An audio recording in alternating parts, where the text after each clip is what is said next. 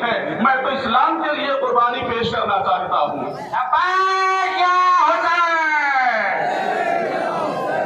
یہ نعرہ سرزمین کربلا سے امام خامنئی نے دیا تھا جب یزید دین اسلام کو بدلنے کی کوشش کر رہا تھا، نبیوں کے اصول کو ختم کرنا چاہ رہا تھا، انبیاء کی محنت کو برباد کرنا چاہ رہا تھا، تو نواسہ رسول نے اس کے خلاف اقدام کیا۔